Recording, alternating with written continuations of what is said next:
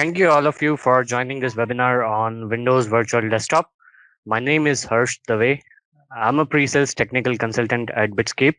I know it's a first day of work week and you would be lined up with a lot of work. So really appreciate all of you taking time out of your busy schedule and make it possible to attend the webinar. Thank you for your time. I would now hand over the console to Vijay. Vijay is a cloud solution architect at Microsoft. He's working on Azure cloud computing products. He is a virtualization expert and having more than 15 years of experience in Microsoft enterprise products and all type of virtualization products. So I hand it over to Vijay. Vijay, you can continue. Sure. Thanks. Thanks all for joining. I'm Vijay Jethani, Cloud Solution Architect at Microsoft. Let's look over the brief agenda which we've covered today. So let's get started. Now, when we think of WD, we think of these four specific buckets. Now, this requirement can be coming from a security perspective, like if you want to follow any industry norms or industry controls, then in that case, it becomes mandatory for you to follow those particular hardened version of WD. Second, you can also think of elastic workforce. Like we can think of like continuously changing requirements of users or our mobile workforce. In that case, you will think of WD is the best option.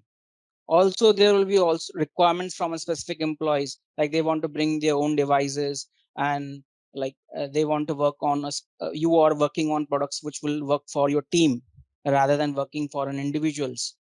Finally, with the special workloads, you think of any legacy application which you want to transform to cloud. So these are the basic buckets I can say where you can classify the requirements of why we need WD at first place.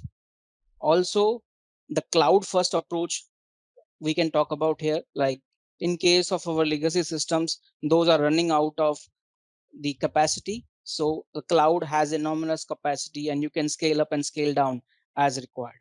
Before we can move ahead, let's talk about what exactly is the security in cloud. So we today know like our security is not confined just to an on-premise. It moves continuously with the data. Irrespective of wherever we go, our data is moving all over the places. So if you don't have access to those particular devices or those particular landscape, obviously you will not be able to apply those security in place. So in that case, how Microsoft is helping with the security in cloud. Similarly, with these complexity in place, it brings a like from the management perspective, you have n number of things moving around. With that, threats also are evolving day by day because you have n number of attack surfaces.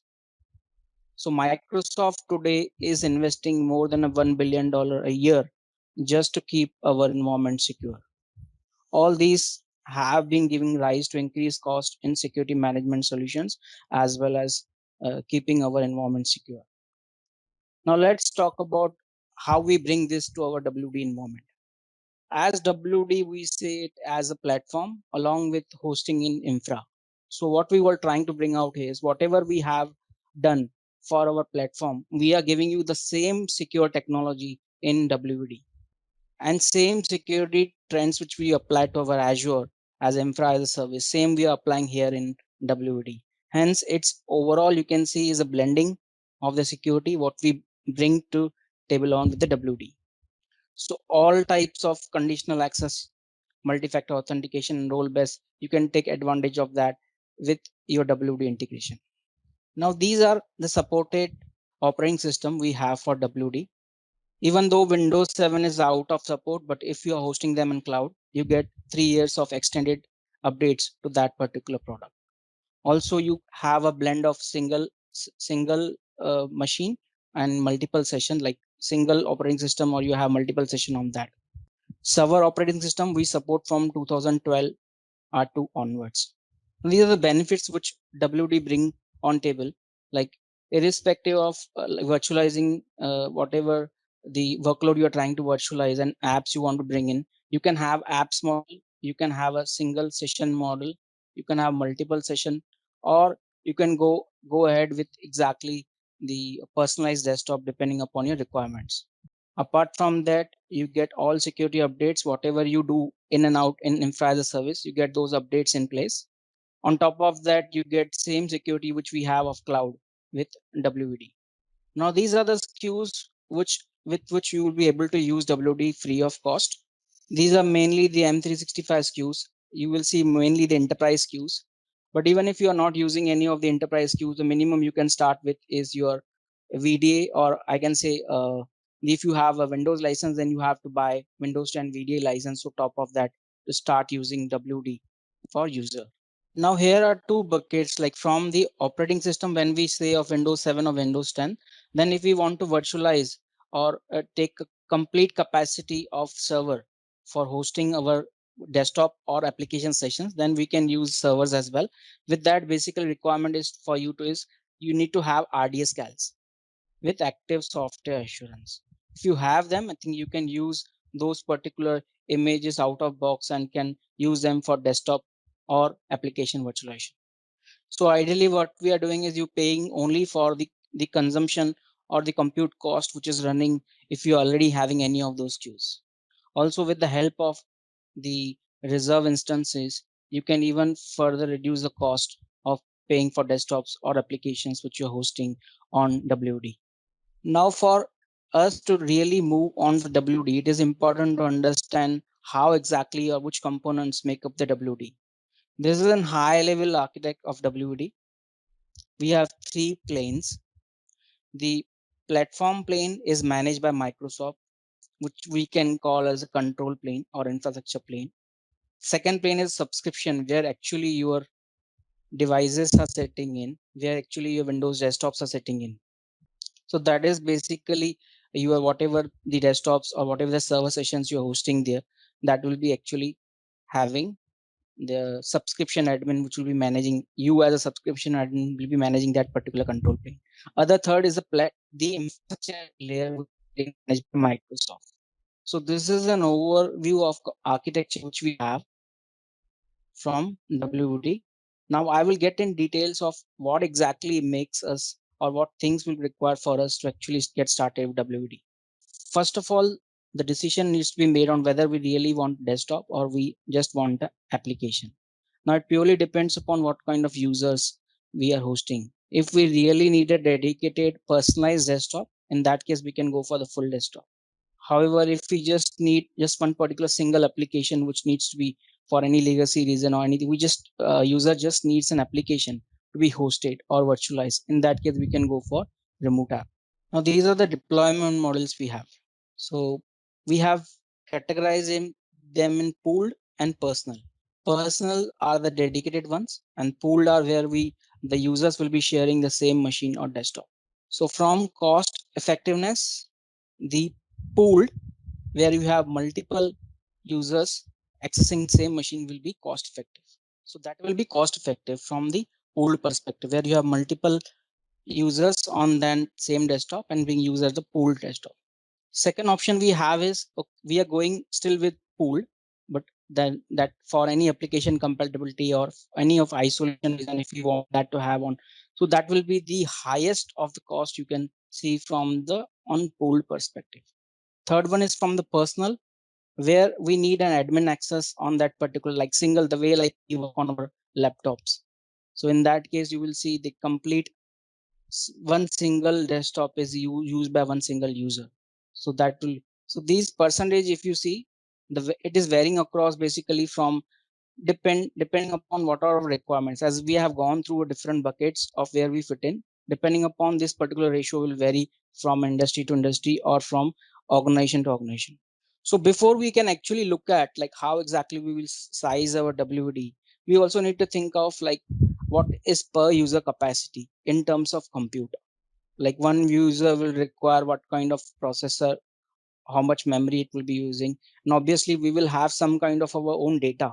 So we'll be working with our user profiles as well as our personal data. Now that data can be relevant to the files we save, or it can be relevant to the application which saves some data on that particular data disk. So these all are the requirements basically we need to meet before we can actually think of sizing that particular desktop or that particular application. Now let's start from left hand side. Like say if you're a light worker only using applications which are not heavy compute, In that case, we can go with a minimum of 250 MB that for that particular user. And we are like, I can say over committing that particular vCPU will consume 6 users. So practically we have to see exactly, this is just the guideline. Practically we will have to see exactly what fits to which particular user. So whether the user is medium worker, whether the user is heavy worker or power worker, it purely depends upon what kind of application. If application requires the large or the high compute use, then in that case we have to assign that user in power worker. Also, there are the network guidelines also listed for this user. Like minimum, you can start with 1 Mbps, what he will require to run that desktop.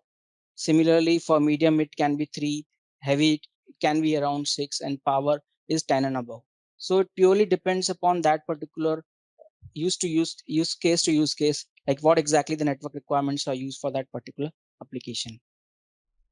Before we get started on deploying that, now these are the from the what exactly from identity perspective, what similarly from a profile perspective, and then finally on you, as you will be actually hosting your desktop or the virtual machines on your subscription. So what kind of the admin access you will require on that particular subscription. So on identity, you will require either Azure AD domain services, or you can have your own AD, like you can host a similar kind of machine, which is an additional domain controller in your subscription. As we are working in a hybrid environment, so if we want to actually moving our or syncing our user identities to cloud, then obviously we require some kind of connectivity. So that will come from Express Route or VPN gateway. For our profiles, now in case we are using dedicated desktop, then obviously we did not require anything more apart from managing our the data for that particular profile or where that will be hosted. But if we are using pooled, then in that case that desktop is not dedicated to that particular user. There are n number of users using that particular desktop. So in that case, we need to have a mechanism in place which can actually on runtime that it can be able to load the profile as well as data for that particular user along with the application that particular user is using. Third is just from the administration perspective, like you will need minimum, if you are configuring that, you will, when you are actually configuring those desktops, you will require the AD level access on identity management solution. Similarly, you will require a subscription admin access, which where you will be actually hosting those desktops. And WD tenant admin is related to a WD platform service, which you will be creating on Microsoft. This is again the same thing which I talked about: Express Route, site to site, and the relevant identity solutions. Now let's talk about in detail about those identity strategies. The best is if you want to have exactly similar kind of policies or identity mechanism in place, then you have to deploy your Azure additional domain controller in your subscription. Second is for cloud-based organization. That means even though you are syncing those particular identities to cloud, but you still want to use a different domain from your existing, then in that case, ADDS will be the best option to use in cloud, where the identities will be provided from cloud itself or logon.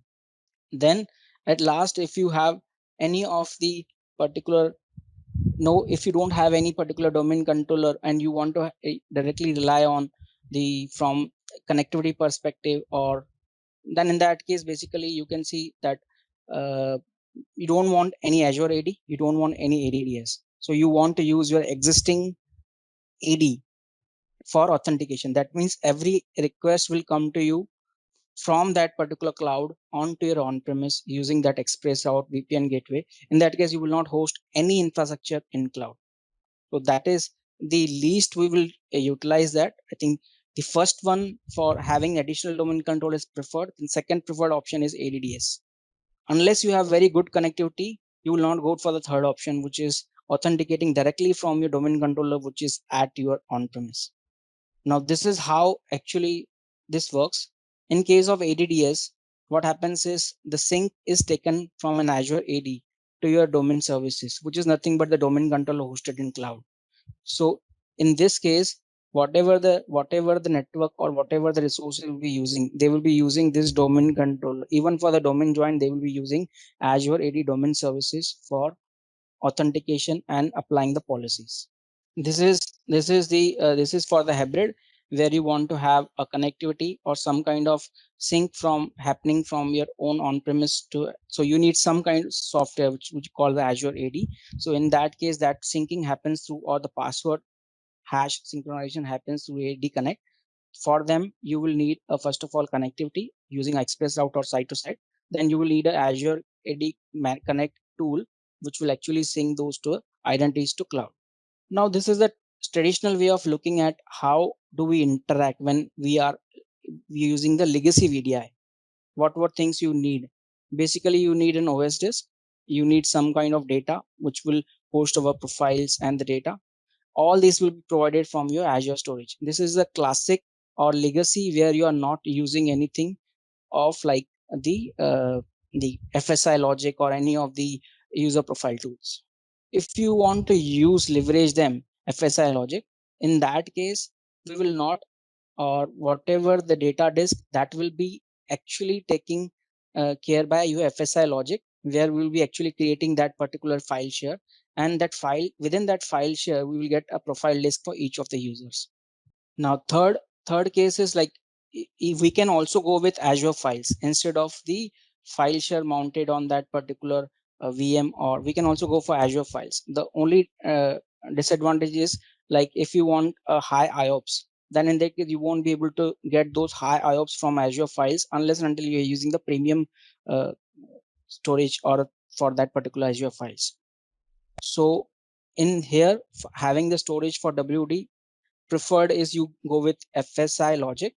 You will have your own file share, and that file share will be mounted as the profile disk for each users. So these are some dependencies which you are listed. Like as of now, we only support Azure file integration with Azure AD. We are still to have on-premise integration with the Active Directory services. Now here is just brief about what exactly the FSI logic profiles does. Basically, it requires two things. One is your any of hosting, wherever you will be hosting. So it will require some kind of storage. So that will be a file share where will be actually hosting the, from where the profile will be stored. From that profile, there will be relevant profile for that particular user. So that whatever users you have, will have a profile which will be mounted as VSDs at runtime. The advantage it also has, it also caches, like say suppose if you are using any of your Windows applications, so it will also cache. So the next time you log on, it will not ask you the same data. Like in case of our, when we log on first time with our Outlook client, it asks us, or it goes through discovery process and finds that and downloads the complete data from the server. In this case, it will not happen. It will keep the cache for your particular user, so that next time the user logs on for any of the Office applications, that particular recent information will be there, or cache information will be there. Now, as I said, like WD is a platform as a service. So for us to manage that or create a tenant, we need our subscription as well as our Azure AD to work together to actually create a tenant, which is in a platform, which is WD. We call the WD tenant. Now, this is an overall plane which we talked about. The first part is from the user per se, like how the users will be accessing the desktops or apps. The middle part is of our Windows virtual plane, which is basically nothing but the platform services. Last part is our own subscription, where you will actually manage your desktops or servers which are hosting your applications or even file servers. Now these particular automation can be done. We have different tools. We have scripts as well as we have the templates which can help you with provisioning these particular resource pools. Now here, like I can explain you the hierarchy, how it works. First, this is the tenant, which is like, which will manage everything as a whole. Then below that tenant, you will have the catalog, which we call the host pool. Now catalog is specific to the that particular, say suppose if you are using Windows 10 or Windows 7, you cannot mix match both Windows 7 and 10 running in the same. So in that case, we need to have, like, if even for the users and departments who are using different kind of images, So we have to have a separate catalog for each of them. Similar is for applications. So what we will do is we will create a host pool for those particular specific use cases which we are trying to have in WD.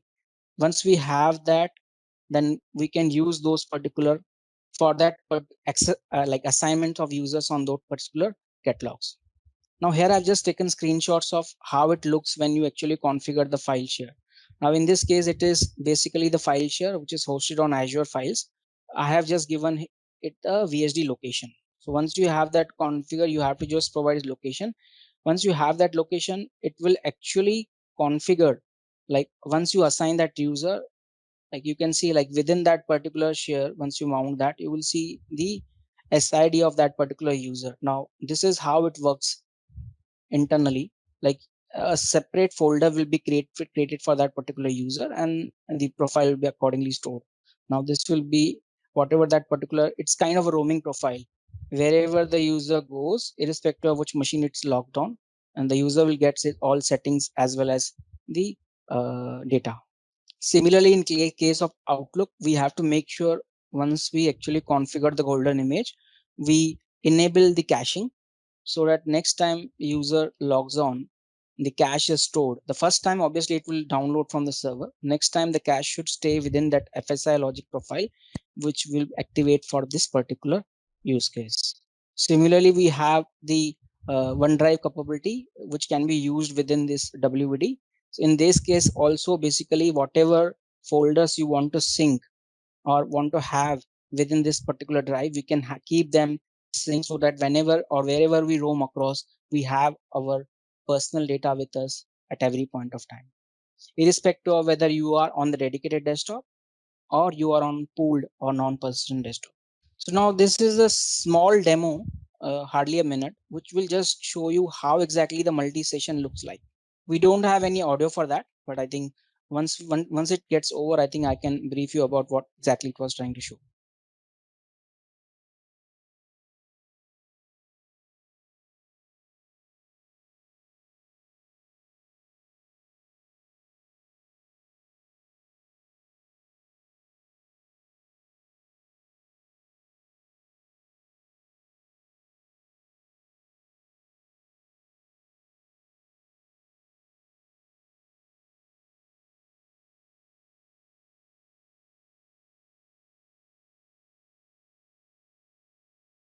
So first here it's trying to show like is showing the addition for that virtual desktop.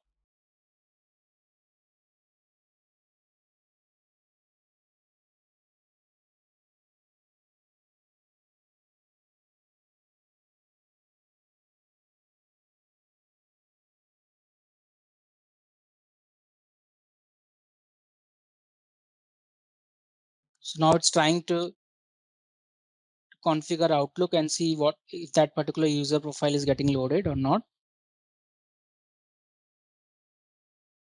Now it will also go and check for the profile, which is in FSI logic.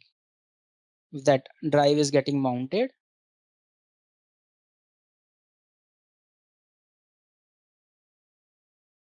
Now this is synced from OneDrive.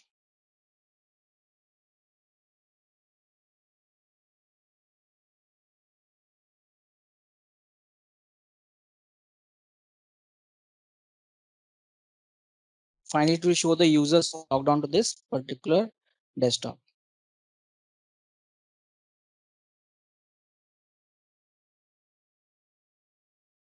So basically it had covered from logging on to that and showing you like how the icons get embedded in your machine, showing that those particular applications are available now locally to you. Once you click on that, you actually take the remote of that application or that particular desktop. You try to access your applications the way you're accessing on your laptops or desktops. And finally, it will show you the profile or OneDrive from where you're actually having your data. So that was all in that particular demo. Now, while we do this particular implementation, the biggest part of that is how do we manage that? So as you are already, if you are using it on premise, then you will use your traditional tools of whatever you're doing there, and that particular, the whatever the legacy way of doing that. But if you are using WD, or the platform services along with cloud, then in that case you can leverage the existing tools from infrastructure as a service. Like you use Azure Update Management, which will tell you which are basically vulnerabilities from security as well as that from particular operating system which are missing. So you can apply that. Similarly, if you already have a system center configuration manager, even for cloud, you can use that directly. Even third party, we embrace our partners as well to whatever the update management tools you might be using for partners. We also have a best practice document for actually creating the golden image, where basically you implement or install each of the applications and how you can actually mask those particular applications from because see, ideally what we want is we want to minimize the management effort. So even though we will have all applications available as a single image, but we can mask depending upon the department use or depending upon the use of that particular users or group, we can actually mask the application which are visible to them from that particular golden image. So those are things we can do from the image management perspective. So from patch management, the best practice is we have to patch our host pools. We have to keep one pilot group before actually applying those particular updates to the production pool. That is how we should have our the strategy in place for patching. Similarly, whatever you are doing in and out for managing your machines in cloud or your system center, you will keep on managing them as it is the way you are doing. Same you will do with the WD. From performance guidance perspective, also like we have different tools like the we say latency estimator tool, which we have, which will give you the latency as well. Similarly, from always try to choose a region which is closest to you. Like in case of India, we have 3 regions, so you can host which is nearest to you, depending upon the latency you see from that estimator tool. Also, from the we also have a the how do we mix our pools? Like we have a breadth strategy and we have the depth strategy. So breadth basically we have like we distribute our sessions whenever it comes across the number of say if in pool I have 10 desktops, so I will distribute my sessions across those 10s. But when I talk about depth scaling, then what I want my WD to do is it will start getting full the first that particular session on that first particular desktop, then all the session will go on the second desktop, then on the third desktop. That is how is the depth and those things work. So we have both single as well as multi-session desktop pools you can create. Now again, from the management perspective, the 50% of the task you will do it from the UI, that is from Azure portal. 50% of tasks which are more from the deployment perspective you will do from the PowerShell. That is the reason we are also leveraging our hosting partners who have built on the top of our services. Like example is auto scaling. So they have built on top of that auto scaling to bring you, like if you are creating desktops which are enterprise grade desktops or even more than that, then in that case you can also leverage the management solution from our partners. So this is just the screenshot I've took for that particular experience estimator. So depending upon the round time or which is from now, this is the test. You have to do it from your own desktops or wherever which location you will trying to access that desktop. Accordingly, you will get that round trip time. From there you can decide. But this keeps on changing. It's not constant throughout the day. This keeps on changing. But at least you will get some idea which is the nearest you have to host from where you want to access the desktop. So we have exposed the APIs for our management of WD. Similarly, we also have the Azure templates or resource manager templates for which you can do deployments as well as auto scaling. So all of the templates we have. Now I will just walk you through what are the partner solution we have from the. So I am as of now I'm showing the partner solution from the Nerdio. So Nerdio manager is actually like you use that particular APIs and build the tool which is for easier management of the WD. Like they don't, if you don't want to deploy using PowerShell and you want to have complete UI, then you can also leverage this WD tool for Nerdio manager on WD. This is example of how in case of a WD you will do this configuration in UI the way you will configure VNet and everything on the UI from portal. But while you go to the actual configuration of host pool, then you have to do with PowerShell. Here, the Nerdio is bringing all of them in Azure portal as well as our WD in one single management plane, from where you can actually select the resource group, network, and that particular subnet. Similarly, Azure AD in case of our Azure Portal UI. So here you will actually mention whatever the AD domain or username and password which are there for admins. Similarly, FSI logic also you have to mention the UNC path. That is nothing but the file share which you created for keeping the profile of those particular users. So here you will see that desktop images, you can keep the master images. So either you can import them directly from your Azure library, which is nothing but where you have kept or uploaded your VSD files. So in this from storage, so you can just import them as your master images once you do that. So this will be created depending upon the image you selected. So this will be basically you select specific queue and that then the host. Now this will be used as your master image machine. So whenever you want to do the updates, you have to do the updates and use it as the master image before creating the pool of the desktops. So this is how it looks in the Nerdio tool. So once you are done with master images, then the option is for tenant creation. Tenant creation, as I already said, it is nothing but the WD platform service creation. You already have your subscription, but for that subscription to host your desktop, it needs a tenant, which is a platform service from WD. So you will create a tenant in WD platform. Now, as of now, what we have by default is the static pool.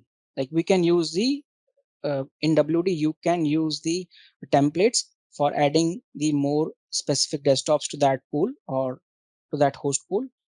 Here, uh, what this partner has did is he has used the auto scaling feature, which we have a part of Azure Monitor. Along with that scaling, what he's trying to do is depending upon the workload or users hitting those particular pools, he will dynamically provision that particular desktops.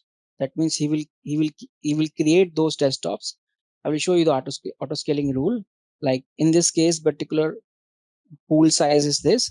Logic is if exceeding this particular frequency from CPU usage is exceeding this, then we will add one particular host. That way we will keep on auto scaling. Similarly, when the workload there's a reverse, like the CPU usage come down like below 30%, then again we have to bring down that particular by one.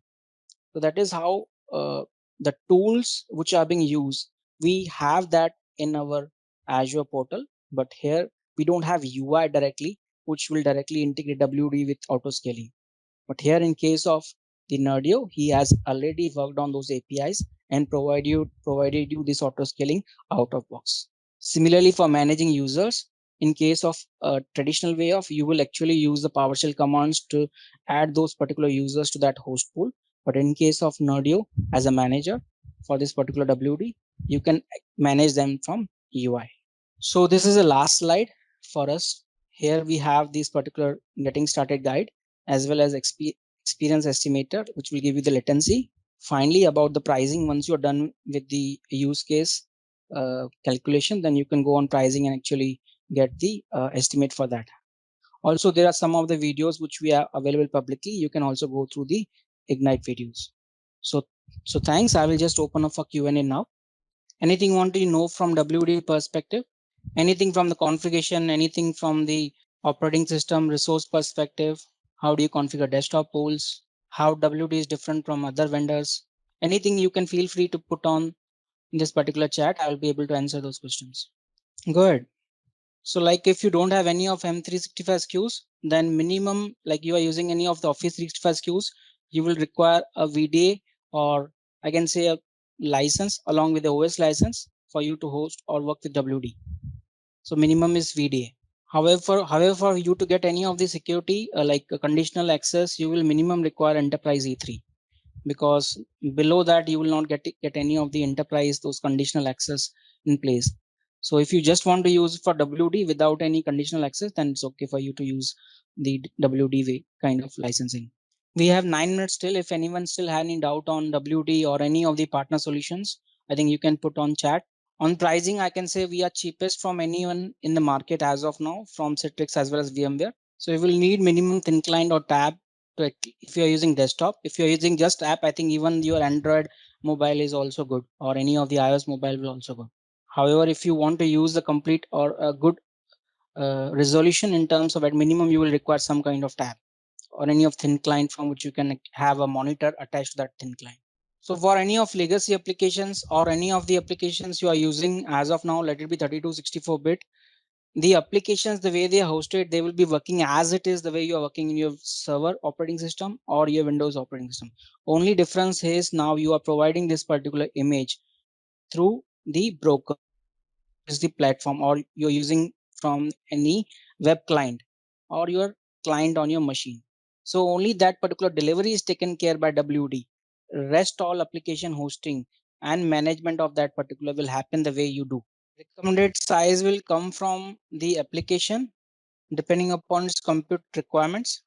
So what we say is like if you are using light, if it is not like for VS or any applications, you will minimum require like Visual Studio. This comes in a high compute category.